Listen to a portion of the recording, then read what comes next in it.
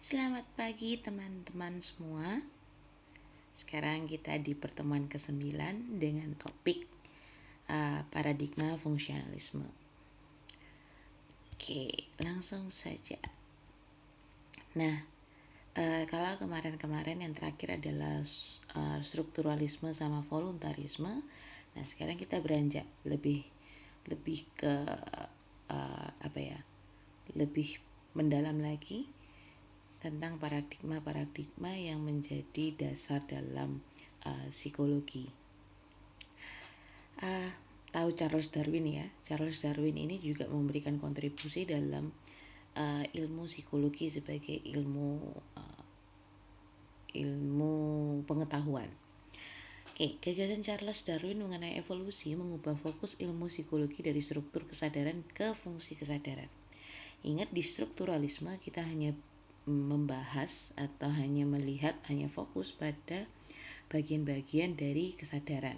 Nah, namun sekarang di fungsionalisme ini lebih menekankan bagaimana pikiran itu berfungsi atau bagaimana pikiran digunakan oleh makhluk hidup untuk beradaptasi dengan lingkungannya. Jadi tidak ngomongin hanya ada persepsi, ada sensasi, tapi bagaimana persepsi sensasi itu digunakan atau pikiran itu digunakan untuk beradaptasi dengan lingkungan.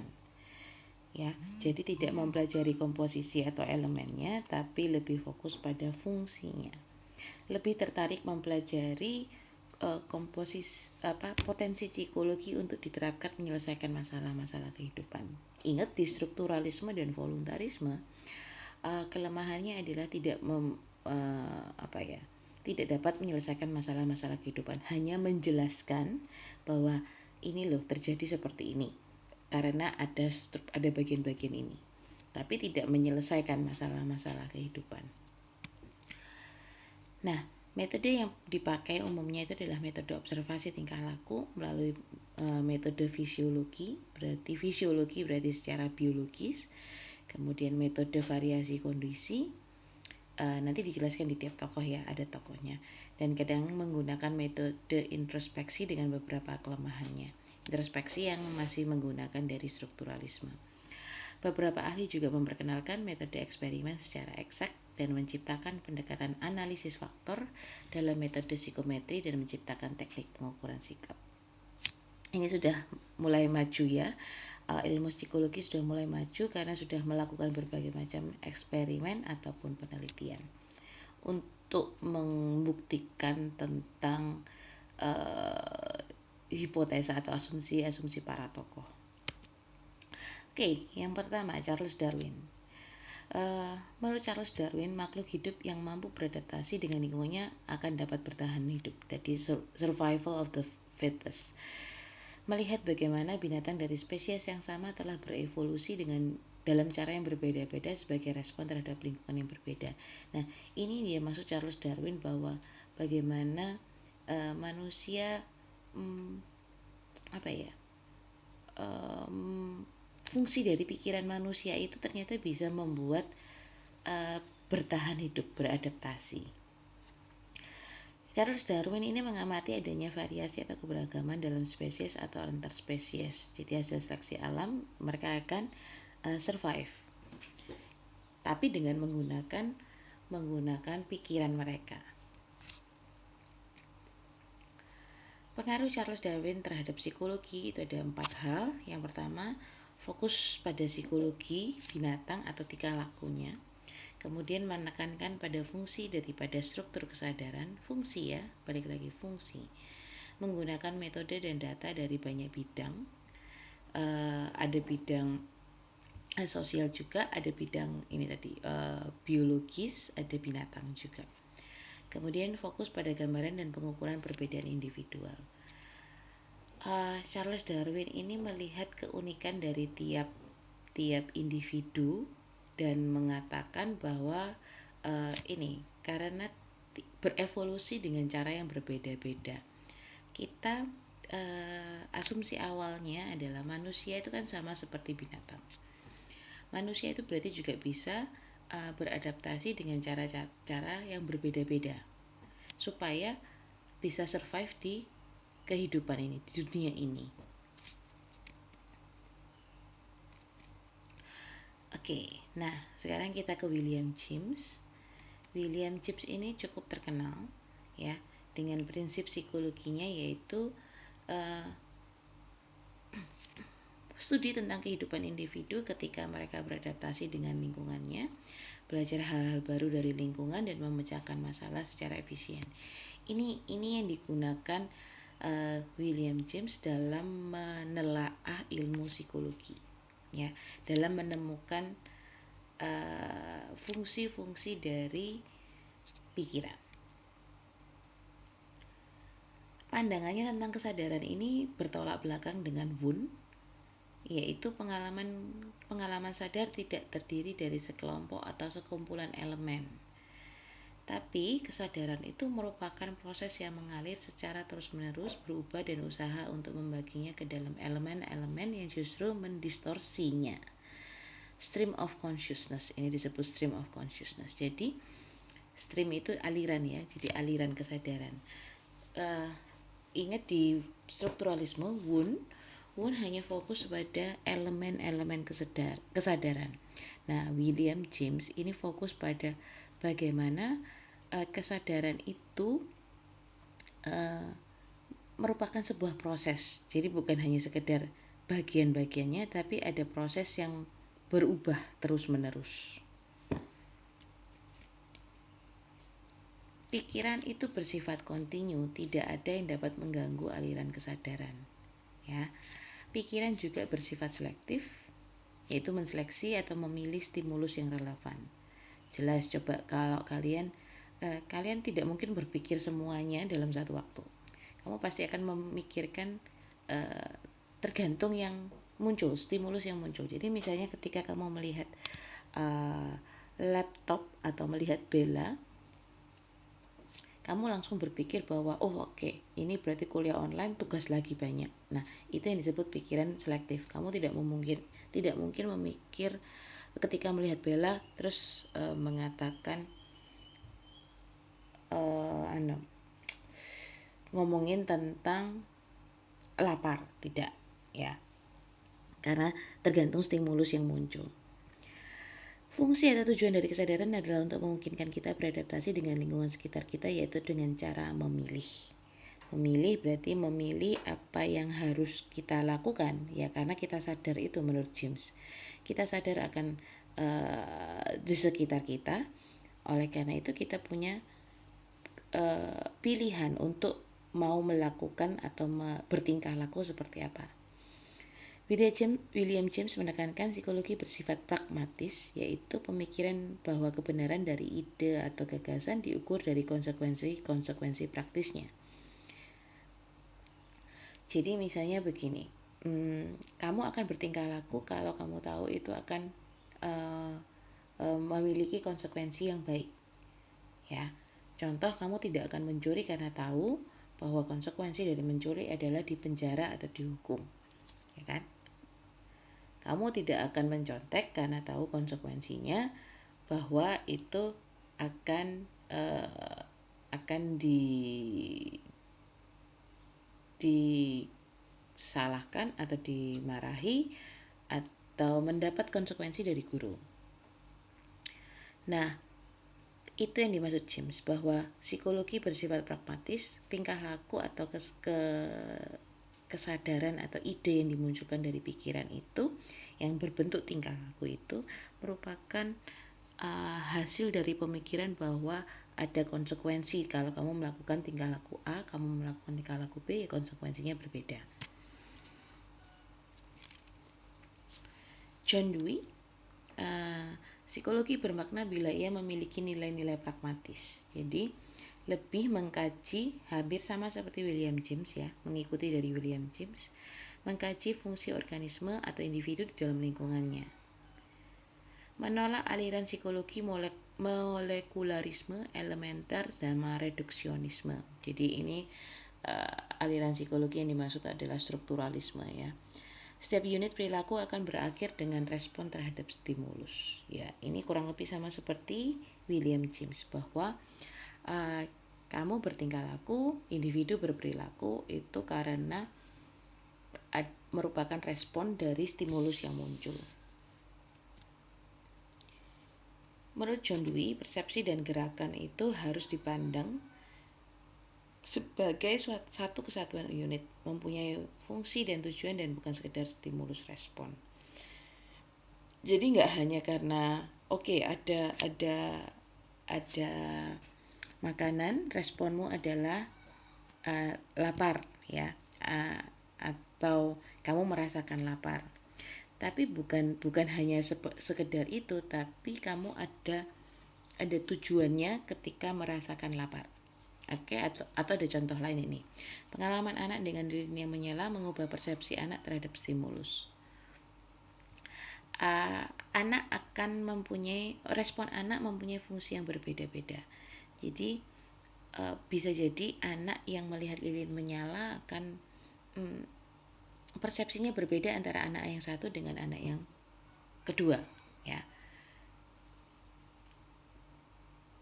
Tingkah laku seharusnya dipelajari dalam konteks signifikansi tingkah laku tersebut bagi individu untuk beradaptasi terhadap lingkungannya, bukan dipelajari atau dianalisis dalam bentuk yang artifisial. Jadi lebih melihat bahwa perilaku itu tidak sekedar sebagai respon, tapi respon yang penting bagi individu tersebut yang ada hubungannya dengan lingkungannya. Jadi meskipun kamu melihat Bella dan kamu merasa ada tugas, responmu kan harus mengerjakan tugas. Tapi kalau kamu merasa itu tidak menjadi signifikansi dalam kehidupanmu, tidak harus kamu lakukan, ya kamu tidak akan melakukan respon tersebut.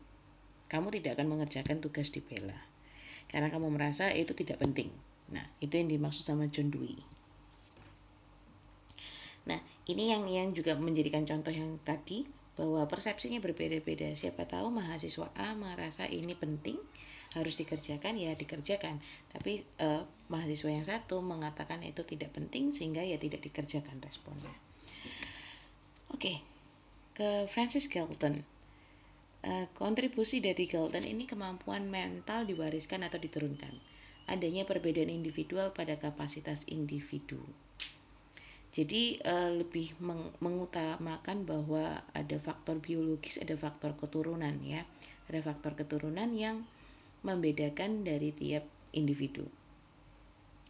Nah, Galton ini menggunakan eksperimen melalui panca indera, menggunakan sensor ya, menggunakan sensor dari tubuh manusia.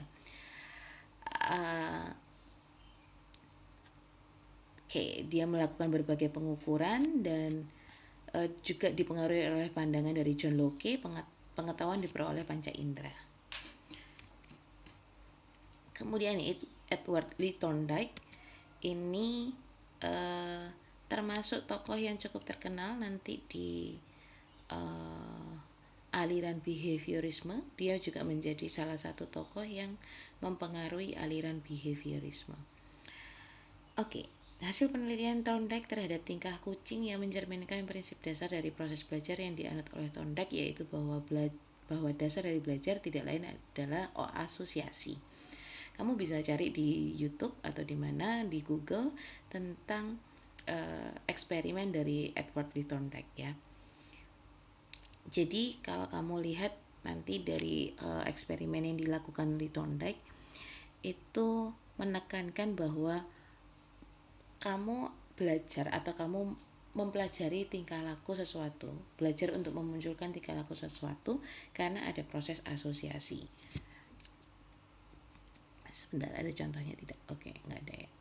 Jadi misalnya begini, kamu belajar naik motor itu karena kamu ada proses asosiasi bahwa kurang lebih penggunaannya sama seperti dengan naik sepeda. Buah pemikiran Edward Lee Thorndike itu mengatakan bahwa suatu stimulus akan menimbulkan respon tertentu yang seringkali disebut dengan teori SR. Dalam teori ini dikatakan bahwa proses belajar pertama kali organisme, yaitu hewan atau orang, karena dia pakai subjeknya adalah hewan, itu belajar dengan coba-coba. Atau organisme akan mengeluarkan berbagai perilaku dari kumpulan perilaku yang ada padanya untuk memecahkan masalah baru yang dihadapi.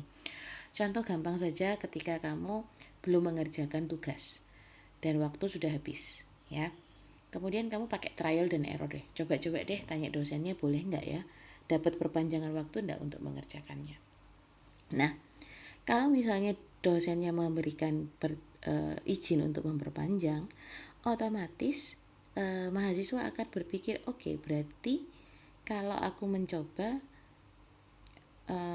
bisa ada kemungkinan untuk dapat perpanjangan mengerjakan tugasnya. Nah, ini yang disebut sama Lee Thorndike, bahwa suatu stimulus akan menimbulkan respon tertentu. Coba misalnya kalau dosennya tidak mengizinkan, tidak memberikan perpanjangan, bisa jadi mahasiswa tidak akan mencoba lagi untuk kedua kalinya meminta perpanjangan waktu. Nah, ada dua prinsip dasar dari trial and error learning, itu ada law of effect dan law of exercise. Jadi law of effect ini intensitas hubungan antara stimulus dan respon akan meningkat apabila hubungan itu diikuti oleh keadaan yang menyenangkan dan sebaliknya. Jadi misalnya kamu akan senang untuk presentasi di depan karena ada respon positif dari teman-teman satu kelas. Tapi kamu akan menjadi takut untuk presentasi di depan kelas ketika ada cemoohan dari teman-teman satu kelas. Oke. Law of exercise, hubungan antara stimulus dan respon melemah bila tidak dilatih atau dilakukan berulang-ulang karena kegunaan respon terhadap suatu stimulus tertentu dalam hal yang terakhir ini makin lama makin kecil pada organisme yang bersangkutan. Contoh, kamu dulu kecil pernah naik sepeda, ya kan? Nah, kalau saat sudah 10 tahun kemudian kamu tidak pernah naik sepeda lagi, kamu akan perilaku naik sepedamu akan berbeda, ya. Tidak semahir dulu, harus ada proses adaptasinya dulu. Nah, tapi kalau kamu lakukan terus, kamu tidak akan lupa akan cara naik sepeda. Nah, ini yang disebut juga bagaimana ini ya teori belajar. Jadi kalau individu kalau mau belajar, mau mudah memahami, mengingat akan hal sesuatu, ya dilakukan dengan berulang. Karena ketika berulang itu menurut Thorndike, individu itu belajar sesuatu dan itu direkam. Dan yang terakhir, law of readiness, untuk mengajarkan sesuatu dengan baik kepada seseorang, maka orang tersebut harus ada kesiapan tentang hal-hal yang akan diajarkan. Hukum pertautan. Jadi kamu untuk bisa, jadi seperti law of readiness ini, ketika kamu di SD, kamu diajarkan berbagai macam persiapan untuk bisa belajar hal-hal yang baru. Jadi atau gampangannya begini, kamu bisa belajar motor kalau sudah bisa belajar naik sepeda, atau kamu bisa membuat lukisan dengan cat minyak kalau sudah bisa dengan cat air, misalnya seperti itu ya. Kemudian ada teori of transfer of learning, meningkatkan efisiensi satu perilaku yang muncul sebagai hasil latihan dapat ditransfer ke perilaku yang lain hanya jika kedua perilaku tersebut memiliki elemen yang sama. Nah, ini yang tadi contoh saya juga gunakan dalam ketika kamu belajar naik motor, kamu akan mengambil proses belajar ketika kamu naik sepeda. Begitu juga ketika kamu coba menyetir mobil dengan baik yang matic maupun yang manual, itu kan elemennya sama, cuma ada beberapa hal yang berbeda, tapi kamu mengambil itu transfer of learning, kamu nggak perlu belajar lagi dari awal untuk naik yang matic. Oke, kemudian ada James McEnkettle, ini merupakan dulunya ya muridnya dari Wundt dan Lotze. Ciri khas aliran ini adalah kebebasan dalam mempelajari perilaku yang dicerminkan dalam dua pandangan tentang fungsionalisme, yaitu Fungsionalisme tidak perlu menganut paham dualisme karena manusia sebagai keseluruhan merupakan kesatuan. Karena kalau di sebelumnya, di paham sebelumnya, di aliran sebelumnya dualisme, yaitu ya artinya pikiran dan tubuh itu adalah dua hal yang berbeda. Kemudian fungsionalisme tidak perlu deskriptif dalam mempelajari perilaku karena yang penting adalah fungsi perilaku. Jadi yang harus dipelajari adalah hubungan antara satu perilaku dengan perilaku yang lain atau suatu perilaku dengan satu hal yang terjadi di lingkungan. Jadi tidak ngomongin lagi elemen, nggak perlu menjabarkan lagi, tapi lebih fokus pada bagaimana perilaku A kok bisa muncul setelah perilaku B. Nah, kayak gitu. Karena sifatnya praktis dan pragmatis, maka aliran fungsionalisme merangsang tumbuhnya cabang-cabang psikologi seperti psikologi abnormal, psikologi klinis, psikologi industri, pendidikan, dan sebagainya. Jadi karena fokusnya dari fungsionalisme dan menyelesaikan masalah, sehingga muncul cabang-cabang psikologi ini. Kettle tidak terlalu setuju dengan teori Wundt, khususnya mengenai individu. Kettle melakukan percobaan-percobaan untuk menemukan kapasitas individu dan hasilnya ia menciptakan alat ukur kapasitas dan kemampuan individual yang kita sebut psikotes. Jadi Kettle ini yang mencetuskan pertama kali tentang psikotes. Nah, kalau sudah ngomongin psikotes, kita bertemu dengan Albert Binet sama Levi Sterman. Binet ini kalau kamu tahu ada namanya alat ukur tes IQ Binet gitu ya. Ini kalau Binet ini agak bertolak belakang dengan pandangan Galton dan Kettle bahwa tes kemampuan sensoris motoris untuk mengukur intelijensi. Namun menurut Binet, kognitif itu jauh lebih tinggi dalam mengukur intelijensi, lebih tepat untuk mengukur intelijensi. Binet mengembangkan alat tes intelijensi yang mengukur fungsi kognitif, yaitu fungsi judgment, comprehension atau pemahaman, dan reasoning, penalaran. Kemudian juga bisa mengukur usia mentalnya seseorang. Dan Levi Sterman ini mengembangkan tes Binet menjadi tes Stanford Binet. Ada dua macam ya. Kalau Albert Binet sendiri hanya disebut tes Binet, sedangkan yang Levi Sterman ini mengembangkan dari tes Binet menjadi tes Stanford Binet. Ini keduanya adalah tes IQ. Di USA, tes intelijensi kemudian digunakan untuk seleksi pada saat Perang Dunia Pertama, pekerjaan atau di sekolah.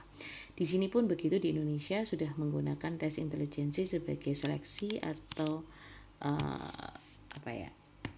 seleksi mahasiswa atau seleksi sekolah.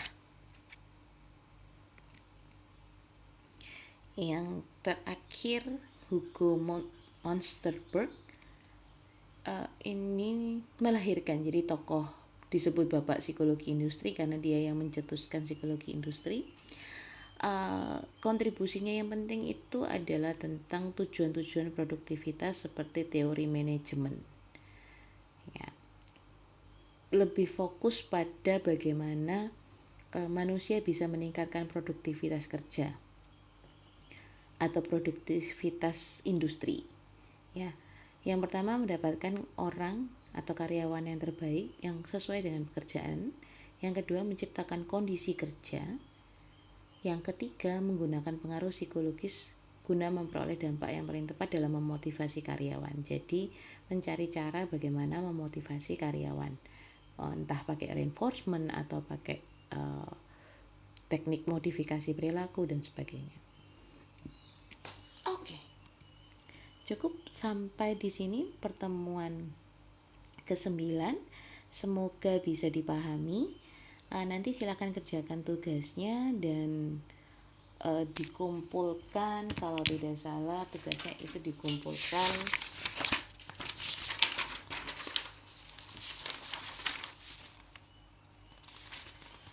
tanggal 21 November ya, Sabtu.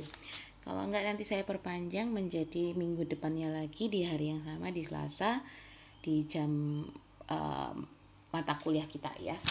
Oke. Kalau ada pertanyaan tuliskan di forum diskusi. Sampai jumpa minggu depan. Thank you.